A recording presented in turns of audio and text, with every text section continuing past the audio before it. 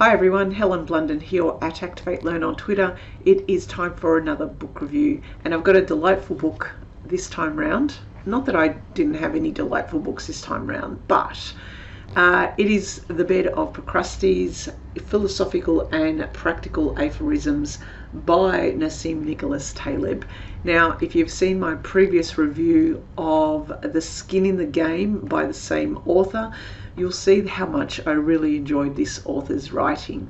Because I read The Skin in the Game, I went out and bought all the rest of his books, and I picked this one up first simply because it was, I guess it had different sayings from all of his books, and I thought I'll read this one first, and I'll read it in such a way that I just read a few aphorisms a day, kind of sit and think about them and ponder on their truth, which is what an aphorism is about. And I must admit, I really enjoyed this. It was spot on. It was so true. You might be thinking, who is Procrustes? Well, he was in Greek mythology. He was an evil man. I guess you could call him a serial killer. He was a serial killer.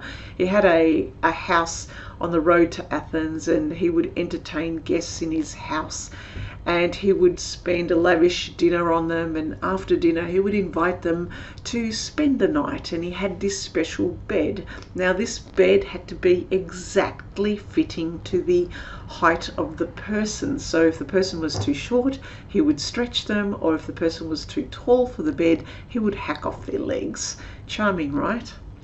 They should make a movie out of it. It's pretty gross. Anyway, the whole idea is, you might be thinking, well, what does it mean? What does it mean? Well, the bed, if you think about it, is kind of like the limitations of our thinking. We try and squeeze and create and reduce our thinking to concepts that we know and understand. So anything that is illogical, that is complex, that is random, that is unexplainable, we need to try and explain it and make it fit. Life is the bed, I reckon, and sometimes we try and squeeze ourselves, even though we might rebel against about not getting into that bed. Somehow we'll always somehow get in that bed, and life or society will make us fit.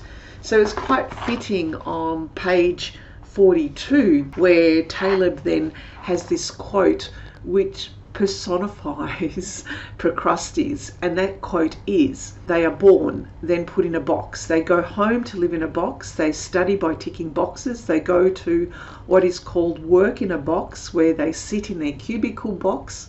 They drive to the grocery store in a box to buy food in a box. They go to the gym in a box to sit in a box. They talk about thinking outside the box, and when they die, they are put in a box. All boxes, Euclidean, geometrically smooth boxes. So this aphorism in itself was pretty much exemplified as what The Bed of Procrustes is about. Now, I really loved this book. It was split up obviously into different themes, and the different themes were actually a bit tongue-in-cheek, in the sense that I'll give you some examples of what the chapters were.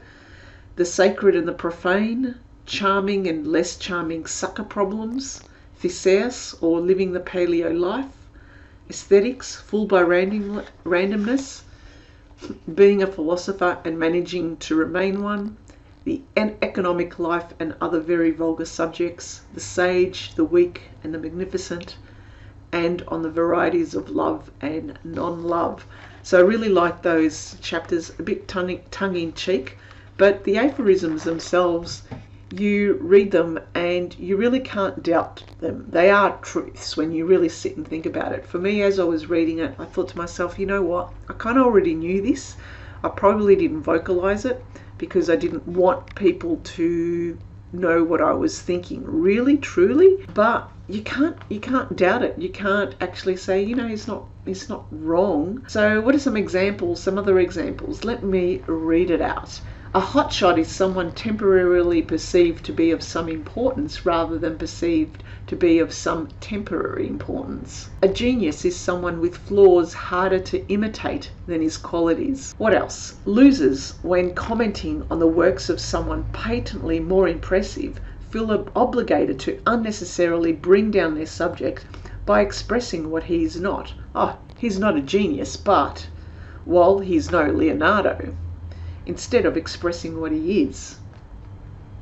Another one, you are alive in inverse proportion to the density of the cliches in your writing. What else? The rational heuristic is to avoid any market commentary from anyone who has to work for a living.